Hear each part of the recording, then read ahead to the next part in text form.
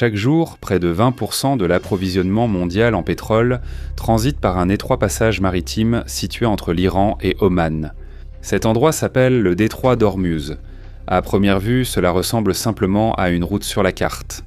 Mais en réalité, c'est l'une des voies de passage les plus importantes pour l'économie mondiale. À son point le plus étroit, la mer ne fait que 21 miles de large, mais ce qui est encore plus surprenant, c'est que le passage réel pour les navires est encore plus petit. Il n'y a que 2 voies, chacune faisant 2 miles de large pour chaque direction. Cela signifie que le passage est si étroit qu'il ressemble à une autoroute à 2 voies seulement. Mais ce qui passe ici, ce sont des millions de barils de pétrole chaque jour. Et à cause de cela, il y a un constat majeur.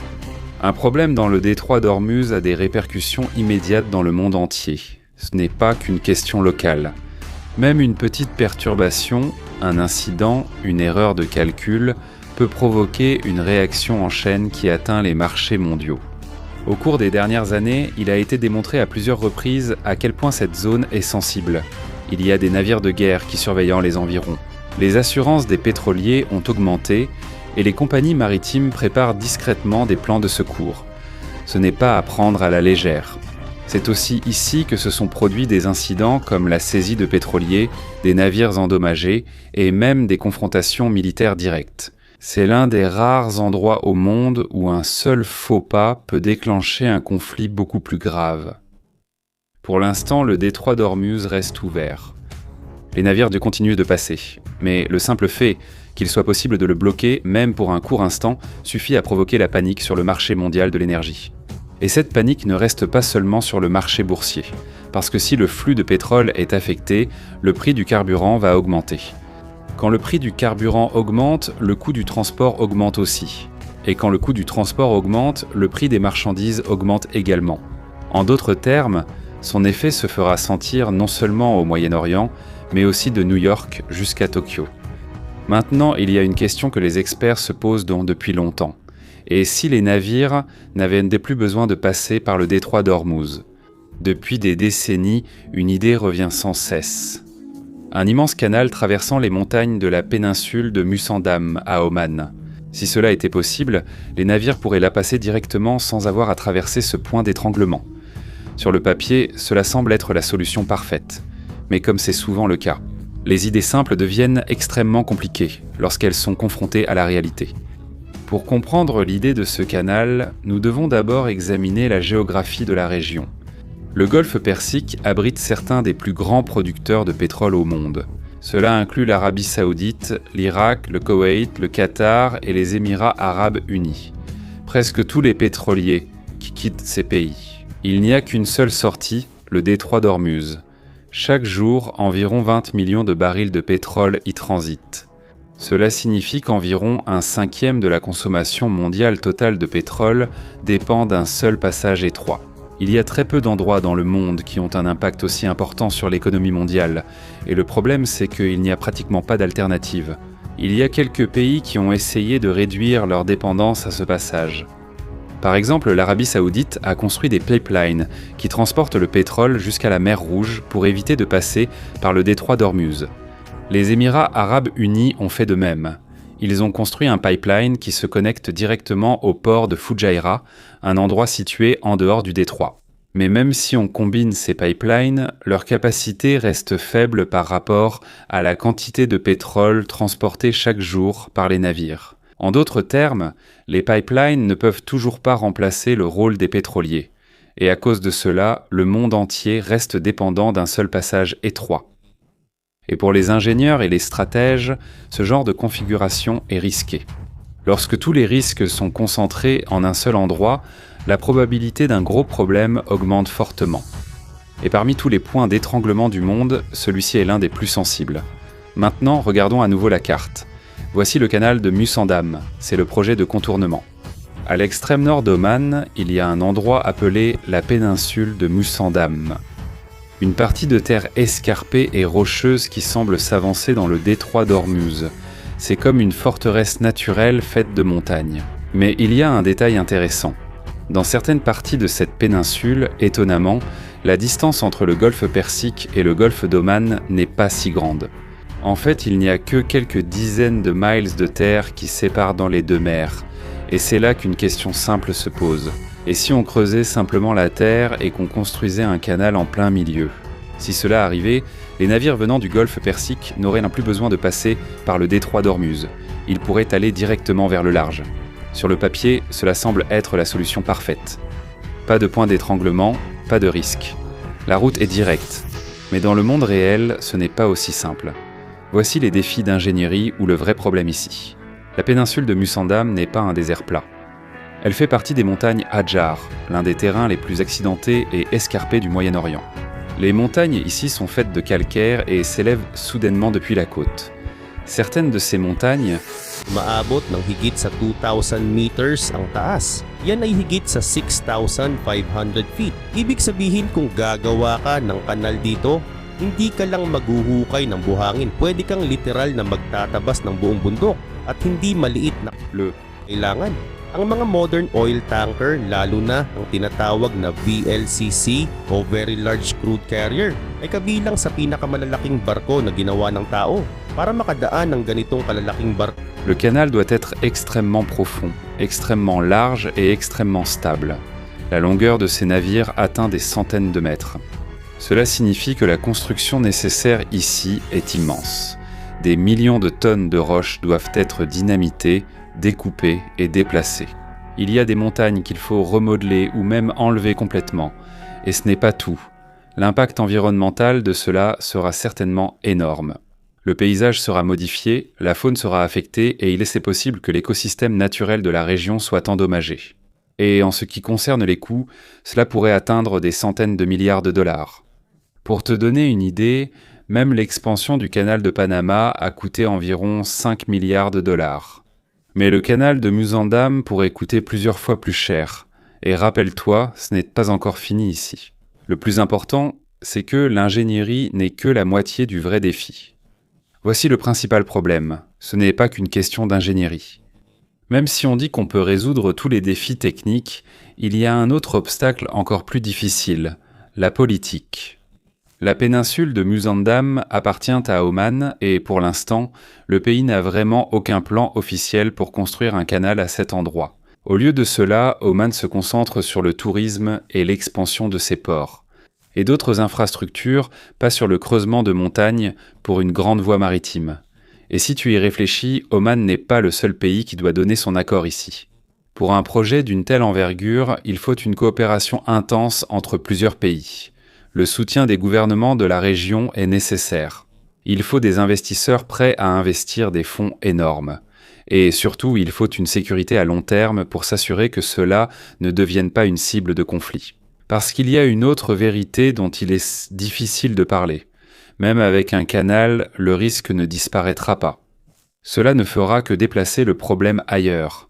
Au lieu de dépendre directement du détroit d'Ormuz, la nouvelle dépendance du monde sera un canal artificiel. Et comme pour n'importe quel canal, il peut toujours être bloqué, qu'il s'agisse d'un pétrolier échoué, d'une attaque ou même d'une catastrophe naturelle. N'importe lequel de ces scénarios pourrait fermer toute la route en une seule journée. Cela signifie que vous ne faites que remplacer un goulot d'étranglement par un autre. Alors quel est l'avenir du commerce mondial et qu'est-ce que cela nous montre? Maintenant, si le canal de Musandam est aussi difficile et risqué, pourquoi en parle-t-on encore et encore? Parce que cela révèle quelque chose de plus profond sur notre monde. Le commerce mondial dépend de la géographie. Un canal en Égypte, une mer étroite entre deux pays ennemis, quelques routes maritimes choisies qui, discrètement mais continuellement, font tourner toute l'économie mondiale. Pendant des siècles, ces points d'étranglement naturels ont dicté la circulation de l'énergie, des marchandises et du pouvoir. Et le canal de Musandam, c'est comme un rêve, une idée qui pourrait changer la carte même du monde, éliminer l'un des goulets d'étranglement les plus dangereux. Mais la réalité est dure. Il est difficile de déplacer une montagne, et encore plus difficile de faire bouger la politique. Pour l'instant, le détroit d'Ormuz reste l'une des voies énergétiques les plus importantes et les plus dangereuses au monde. Et tant que l'économie mondiale en dépendra, l'idée du canal de Musandam restera vivante. Car derrière cette question se cache une prise de conscience plus profonde. À quel point le système qui fait fonctionner le monde entier est-il vraiment fragile ? Bon, passons à un autre sujet et regardons à nouveau cette vidéo intitulée « Le destin de l'Iran est en fait écrit depuis longtemps dans la Bible. Allons-y et regardons ensemble. Le destin de l'Iran est-il vraiment dans la Bible ? Oui, tu as bien entendu. Le sort de l'Iran est-il déjà scellé ? En fait, lorsque les prophéties de la Bible commencent à se réaliser, des événements terrifiants vont encore se produire dans les jours à venir, et nous devons nous y attendre car cela est écrit dans le livre sacré lui-même. Il y a des choses écrites dans la Bible concernant l'Iran, et c'est ce que nous allons découvrir. Mais avant cela, je voudrais simplement vous demander de mettre un like et vous abonner. Ce serait déjà une grande aide pour nous, les créateurs de contenu. Merci beaucoup, et maintenant, revenons à la vidéo. Avec toutes les nouvelles qui sortent sur l'Iran, les conflits, les menaces, les alliances secrètes et les discussions nucléaires, beaucoup ignorent que l'histoire de l'Iran est déjà écrite depuis longtemps dans la Bible elle-même. Depuis la Genèse jusqu'aux prophéties sur la fin du monde, l'Iran apparaît sous son ancien nom, la Perse. Je le répète, l'Iran d'aujourd'hui est l'ancienne Perse. Ce n'est pas seulement mentionné, le destin de la Perse dans les derniers jours a également été prédéterminé. Dans le livre de l'Apocalypse, une guerre sombre est mentionnée. La bataille de Gog et Magog, une alliance qui se dressera contre Israël avant la fin du monde. Mais avant que la Perse ne devienne un ennemi dans la prophétie, Dieu a d'abord utilisé la Perse pour libérer son peuple, reconstruire le temple et accomplir les visions de Daniel. Alors reste jusqu'à la fin de la vidéo car aujourd'hui nous allons découvrir le rôle secret de l'Iran dans le plan de Dieu, du début jusqu'à la fin. Les débuts de la Perse, carte des nations mentionnées dans la Genèse. Commençons par la première partie de la Bible. Dans la Genèse, après le grand déluge, l'humanité a reçu un nouveau départ grâce à Noé et ses 3 fils, Sem, Cham et Japheth. C'est à partir de ces fils que sont nées les nations du monde. Dans le chapitre 10 de la Genèse, nous voyons la première carte des nations, une liste des peuples et des communautés. C'est ici que nous trouvons 2 noms importants à l'origine de la Perse, Madaï et Élam. Madaï est le fils de Japheth. De lui sont issus les Mèdes, un peuple solide qui a vécu dans les hautes montagnes du nord de l'Iran. En raison du climat rigoureux de la région, leurs tribus sont devenues robustes et organisées. Quant à Élam, il est le fils de Sem. Ses descendants, les Élamites, se sont installés dans le sud-ouest de l'Iran, près du golfe Persique, une terre riche qui a favorisé le développement de leur civilisation. Dans la Genèse, chapitre 14, il est écrit sur le premier grand conflit entre plusieurs nations. 4 rois venus de l'Est, dont le chef d'Élam, Chedorlaomer, ont uni leurs forces et ont attaqué le Canaan. Ils ont pillé les villes, emmené des captifs, et parmi eux se trouvait le neveu d'Abraham, Lot, mais Abraham n'a pas été intimidé. Avec ses 318 serviteurs entraînés au combat, il a attaqué les ennemis au milieu de la nuit et les a vaincus. Il a sauvé Lot et les captifs, et les rois de l'Est ont été humiliés. Cette victoire était un message clair. Aucun pays, aussi puissant soit-il, ne prévaudra contre un peuple soutenu par Dieu. Après de nombreuses générations, les descendants d'Élam et de Madaï n'ont pas disparu. Alors que différents empires tombaient et se relevaient, ces 2 peuples se renforçaient silencieusement. Au nord, les Mèdes continuaient de se renforcer, aguerris à la guerre, solidement organisés en tribus et habiles dans le commandement. Au sud, les Élamites prospéraient avec des terres riches, une culture florissante et des armes avancées. Jusqu'à ce que vienne le temps où ils unirent leurs forces pour fonder un puissant empire, la Perse. Bien qu'ils n'adoraient pas le Dieu d'Israël à cette époque, ils ne faisaient pas exception au plan de Dieu. Selon les prophètes comme Isaïe et Jérémie, Dieu les a utilisés comme instruments pour punir Babylone. La vengeance de Dieu. Babylone tombera entre les mains de Babylone. Babylone, qui a détruit Jérusalem et brûlé le temple de Dieu, n'échappera pas au jugement. Dieu a longtemps désigné qui détruirait ce puissant empire. Nul autre que le peuple uni de l'Iran, les Perses. Mais la deuxième prophétie est encore plus surprenante. Dieu n'utilisera pas seulement la Perse comme un instrument de châtiment contre les méchants, mais aussi comme un libérateur. Le prophète Isaïe a déclaré qu'il y aurait un roi de Perse, un dirigeant païen qui n'était pas encore né, que Dieu utiliserait pour libérer les Israélites de la captivité et ordonner la reconstruction du temple à Jérusalem. Il a déjà été appelé par son nom, Cyrus, une prophétie écrite plus de 150 ans avant sa naissance. Et ces deux prophéties se sont accomplies exactement au moment prévu, avec l'ascension de la Perse passant de tribu à empire. Au 8e siècle avant la naissance du Christ, un chef nommé Déocès a uni les tribus des Mèdes et des Lames. C'est lui qui a fondé la toute première capitale impériale de la Perse, Ecbatane. Son petit-fils, Cyaxarès, a renforcé l'armée, l'a transformée en une véritable machine de guerre et a détruit la redoutable ville de Ninive, centre de l'Empire assyrien et l'un des plus grands ennemis d'Israël. Alors que la Perse gagnait en puissance, la première prophétie commençait à s'accomplir. Dieu utilise la Perse comme instrument de sa justice et de son plan de rédemption. Un jeune captif a entrevu l'avenir, Daniel. Alors que la prophétie commençait à s'accomplir, un jeune juif, au cœur des ténèbres de Babylone, fut choisi par Dieu pour voir ce qui allait se passer ensuite. Lorsque le roi de Babylone, Nabuchodonosor, attaqua Jérusalem, il détruisit la ville et le temple, et des milliers d'Israélites furent emmenés en captivité. L'un d'eux était Daniel, un jeune homme emmené et intégré à la cour du roi. Mais malgré un environnement rempli de luxe et de corruption, Daniel resta fidèle et grâce à sa foi, Dieu lui donna un don particulier, la capacité de voir des visions révélant l'avenir, non seulement pour son époque, mais pour toute l'histoire de l'humanité. Alors que Babylone détenait le pouvoir, Daniel vit dans ses visions l'arrivée d'un nouveau royaume, un royaume que Dieu choisirait pour le destin de son peuple. C'est la Perse, le rêve du roi et la prophétie secrète. Alors que Daniel servait le roi, Nebuchadnezzar était troublé à cause d'un rêve qu'il faisait sans cesse. Il voyait une immense statue faite de différents métaux, effrayante et puissante. Il ne voulait pas seulement qu'on lui explique le rêve, il voulait savoir qui pouvait le lui raconter sans qu'il ne le dise lui-même. Aucun sage dans toute la Babylonie n'a pu répondre, mais Daniel, envoyé de Dieu, s'est présenté devant le roi et a révélé tout le rêve. « Voici sa signification, tu es la tête d'or au roi, dit Daniel. Mais un autre royaume viendra après toi. Un royaume inférieur, représenté par la poitrine et les bras d'argent.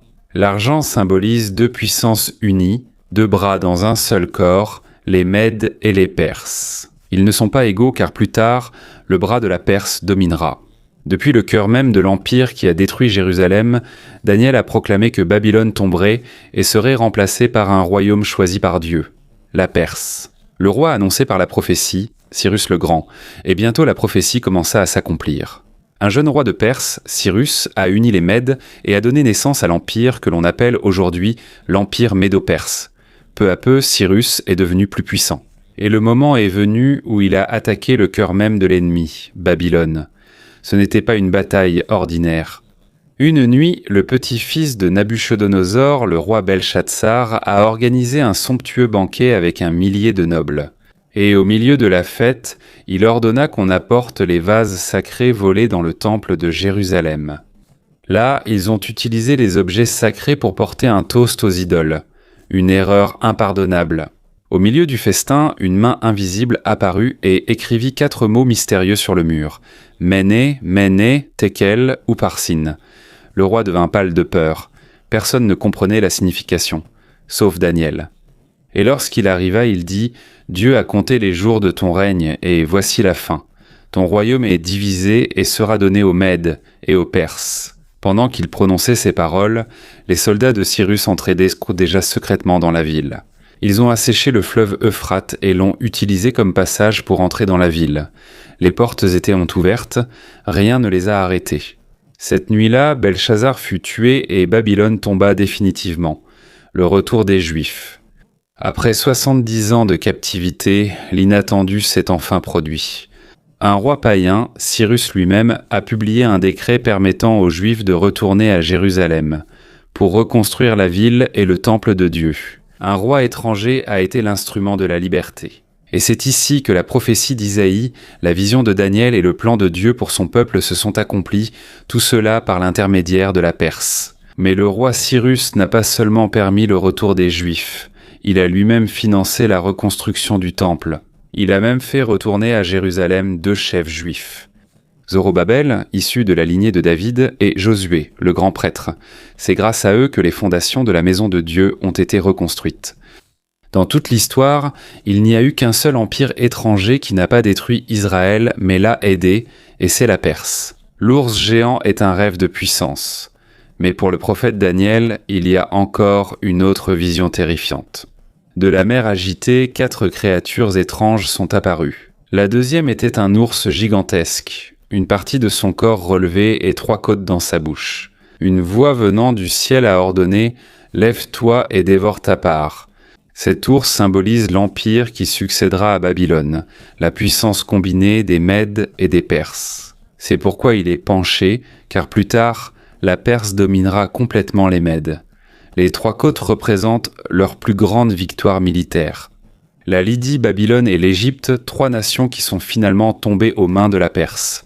Et tout cela s'est réellement produit. Après avoir conquis la Lydie et Babylone, la Perse ne s'est pas arrêtée là. Sous la direction du fils de Cyrus, Cambisé de Séfoine, ils ont traversé le désert du Sinaï et ont attaqué l'Égypte. Ils ont vaincu le pharaon Psamtik III lors de la bataille de Péluse, et la nation qui avait autrefois réduit Israël en esclavage, l'Égypte, est finalement tombée. 2 cornes, un empire. Quelques années ont passé alors que Daniel se tenait sur la rive du fleuve Oulaï.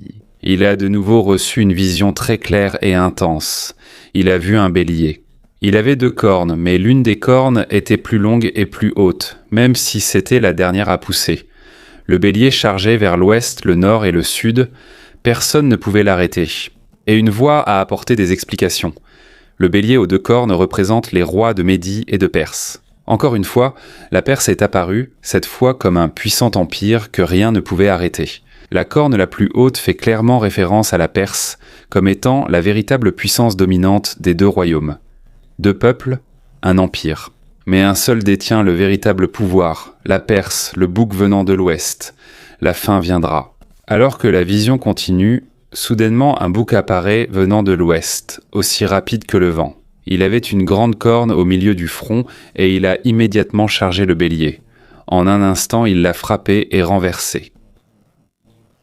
Ceci est la prophétie concernant le prochain empire. La Grèce, sous la direction d'Alexandre le Grand, qui détruira rapidement et complètement la Perse. À l'époque, Daniel ne savait pas encore qui était le bouc, mais une chose était claire pour lui. La Perse, même le plus grand empire de cette époque, finirait par avoir une fin.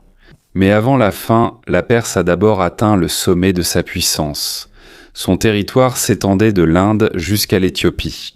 À l'époque du roi Assuérus, le trône du plus grand royaume se trouvait dans la ville de Suse, au cœur de l'Élam. Cet endroit fait aujourd'hui partie du sud-ouest de l'Iran. Et c'est dans cette ville qu'a eu lieu l'un des récits les plus surprenants de la Bible. La régente de Dieu, une femme juive sur le trône de Perse. Assuérus organisa une grande fête qui dura 6 mois.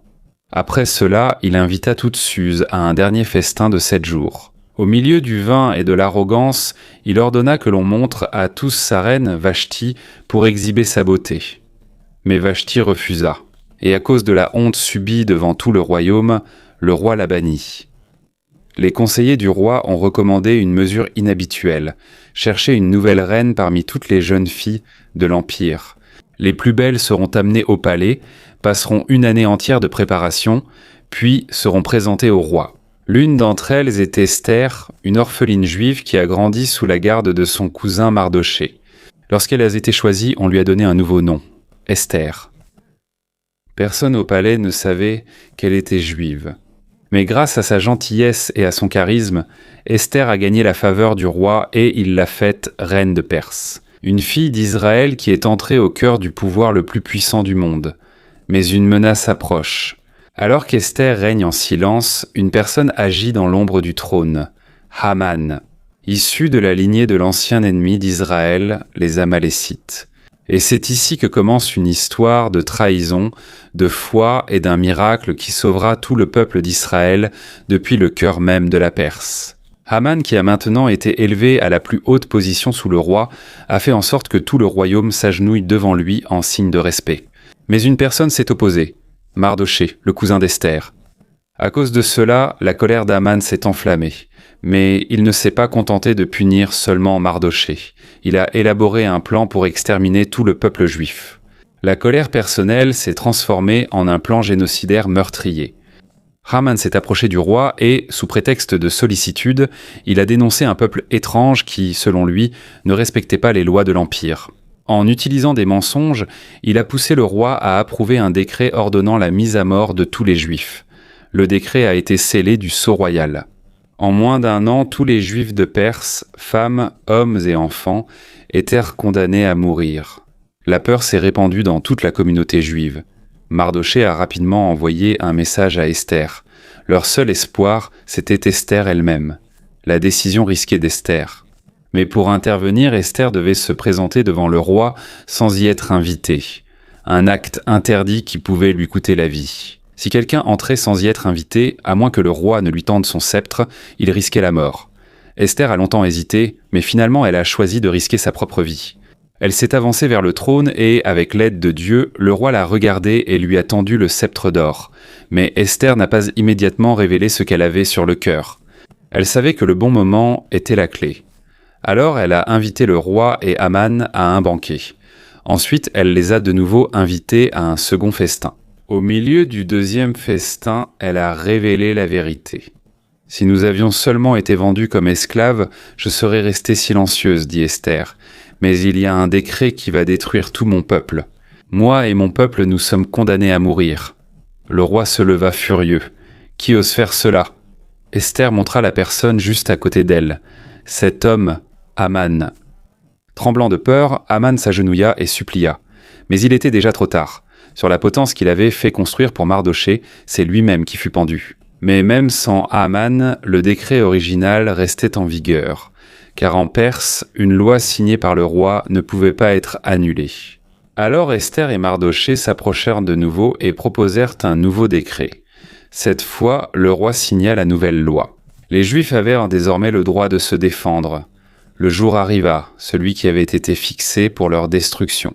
Mais au lieu de la mort, ce fut un jour de victoire. Ils ne se rendirent pas compte que c'était l'Empire étranger lui-même qui était devenu le refuge, le trône et le bouclier du peuple de Dieu. De Suse à Bethléem, le secret des mages. Après le miracle de Suse, la Perse semble avoir peu à peu disparu de la scène biblique. Les siècles passèrent. De nouveaux empires ont régné, Rome est devenue le centre du monde. Mais le silence de la Perse ne signifiait pas qu'elle avait disparu. Dans le plan de Dieu, des centaines d'années se sont écoulées. À une époque de paix, lors d'une nuit paisible, une étoile est apparue.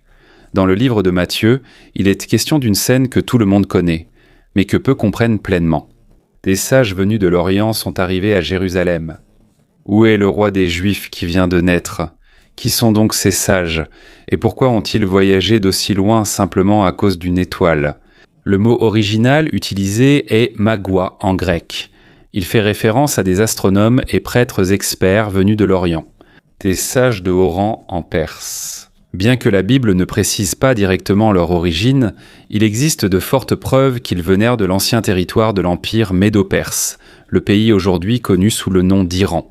Les mages faisaient partie d'un groupe religieux en Perse, experts en astronomie, en anciens écrits et en prophétie. Il est fort probable qu'ils aient lu les écrits de Daniel, le même Daniel qui a autrefois vécu à la cour de Babylone et de la Perse. Daniel a également prophétisé la venue du Messie dans le chapitre 9 de Daniel en utilisant le nombre exact de semaines depuis la reconstruction de Jérusalem jusqu'à l'arrivée du Sauveur. Lorsque les mages ont vu l'étoile, ils s'attendent que la prophétie s'était accomplie. 3 cadeaux, un message fort, ils ont quitté leur foyer et traversé le désert. Et enfin, ils sont arrivés à Bethléem portant 3 cadeaux, de l'or en reconnaissance de sa royauté, de l'encens en hommage à sa divinité, de la myrrhe, symbole de son futur sacrifice et de sa mort. Tandis que les prêtres à Jérusalem restaient silencieux, tandis qu'Hérode complotait de faire tuer l'enfant, ce sont les sages venus de l'Orient, qui se sont agenouillés les premiers devant le véritable roi. Ce n'est pas un hasard, c'est une prophétie accomplie. La Perse que Dieu avait autrefois utilisée pour libérer son peuple est maintenant la toute première nation étrangère à reconnaître le Sauveur. Depuis le début jusqu'à la crèche, depuis l'époque de Noé dans la Genèse jusqu'à la naissance du Christ à Bethléem, la Perse n'a jamais disparu du plan de Dieu. Et selon le prophète Ézéchiel, l'histoire de la Perse, de l'Iran, n'est pas encore terminée. Dans la prochaine partie, nous discuterons du rôle de l'Iran dans les derniers jours du monde lors de la guerre de Gog et Magog, et comment ce pays, qui a autrefois été utilisé comme instrument de salut, réapparaîtra également comme une partie de la bataille finale. L'une des visions les plus effrayantes de l'Ancien Testament se trouve dans Ézéchiel 38, la guerre de Gog et Magog. Selon la prophétie, dans les derniers jours, une coalition de nations attaquera Israël, le peuple que Dieu a restauré.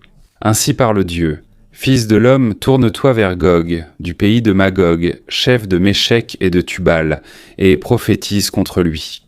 Et voici ce qui est surprenant. L'un des premiers pays mentionnés dans cette alliance est la Perse ou l'Iran actuel. C'est un grand paradoxe. Le pays qui a autrefois aidé à reconstruire le temple de Dieu sera désormais allié aux ennemis de son peuple, qui fait partie de l'alliance des ténèbres. Gog, un puissant dirigeant venant de la région du Nord, souvent associé par les érudits à la Russie ou à l'Eurasie. Cush, autrefois une partie de la Nubie, qui fait maintenant partie du Soudan. Put, une région d'Afrique du Nord, pouvant faire référence à la Libye. Gomer et Togarma, des régions situées autour de la Turquie et du Caucase. Ils uniront leurs forces pour former une force militaire mondiale et attaqueront comme une tempête, un nuage qui couvrira tout le pays. Mais selon les Écritures, ils ne réussiront pas. Leur attaque provoquera la colère de Dieu lui-même. Il interviendra directement. Il y aura un tremblement de terre, du feu venant du ciel, la confusion dans leur armée. Et au milieu du chaos, Dieu révélera sa grandeur. Il dit « Je montrerai ma grandeur et ma sainteté devant de nombreuses nations, et elles sauront que je suis le Seigneur. » De sauveur à condamner, la Perse que dehors Téléto et Sépars que Dieu avait autrefois utilisé pour libérer Israël fera maintenant partie de la dernière guerre contre lui. Mais cela ne signifie pas que Dieu a abandonné la Perse. Tout comme l'humanité, l'histoire de la Perse suit un arc complet. De la création à la rédemption, à la chute, et enfin à la possibilité de la restauration. La prophétie oubliée d'Élam, après la guerre de Gog et Magog dans Ézéchiel 38 et 39, la Bible décrit une scène intense. Des cadavres dans les champs, des armes qui brûleront pendant 7 ans, et un nom, Gog, à jamais lié au jugement de Dieu. Et si la Perse fait partie de cette alliance, elle n'échappera pas non plus à la punition. Mais c'est ici qu'entre en jeu une prophétie presque oubliée de Jérémie. Voici la parole de Dieu concernant Élam. « Je briserai l'arc d'Élam, le soutien de leur force. Mais dans les derniers jours, je ramènerai les captifs d'Élam. » Une prophétie à double face. D'abord le jugement, mais ensuite une promesse de restauration. Y a-t-il encore de l'espoir pour l'Iran ? Même si elle fait partie de la dernière alliance contre Israël, même si elle subit le feu du ciel, l'histoire de l'Iran n'est pas encore terminée. Car même au milieu du jugement, Dieu ne ferme pas la porte à la miséricorde. Dans les derniers jours, selon la Bible, toutes les nations qui auront survécu après la guerre monteront chaque année à Jérusalem pour adorer le roi, le Seigneur des armées. Et peut-être que l'une de ces nations sera Élam, la Perse. L'Iran est une image de l'humanité, de la Genèse à l'Apocalypse, la Perse a toujours été présente. Un carrefour de l'histoire de Dieu et de l'humanité. Dans la Genèse, Élam et Madaï sont nés de la lignée de Noé. À l'époque d'Abraham, Élam a attaqué Sodome. Lors de la chute de Babylone, Dieu a utilisé la Perse comme rédempteur. Lors de la construction du temple, un roi perse a fourni des fonds. Et à la naissance du Messie, des sages venus de Perse furent les premiers à le reconnaître. Mais à la fin des temps, la Perse réapparaîtra, cette fois comme partie prenante de la guerre. Pourtant, malgré cela, le livre reste ouvert. La dernière page n'a pas encore été écrite. Une dernière question pour toi. Après avoir tout entendu, crois-tu qu'aujourd'hui l'Iran joue déjà son rôle dans la prophétie ? À une époque où les anciennes prophéties s'accomplissent silencieusement mais continuellement, où en sommes-nous dans l'histoire ? Vois-tu les signes dans les actualités d'aujourd'hui ? Partage ta réponse dans la section des commentaires ci-dessous. Et si tu veux qu'on continue à explorer les liens entre le présent et les prophéties bibliques, merci d'aimer et de partager cette vidéo. C'est une façon pour nous de savoir si tu veux plus de ce genre de contenu. Et si tu es prêt à aller plus loin, clique sur la vidéo qui s'affiche à l'écran maintenant. Les 7 signes de Daniel pour reconnaître l'Antéchrist. Parce qu'en ce temps de tromperie, la véritable compréhension est notre arme la plus puissante. Que Dieu te bénisse.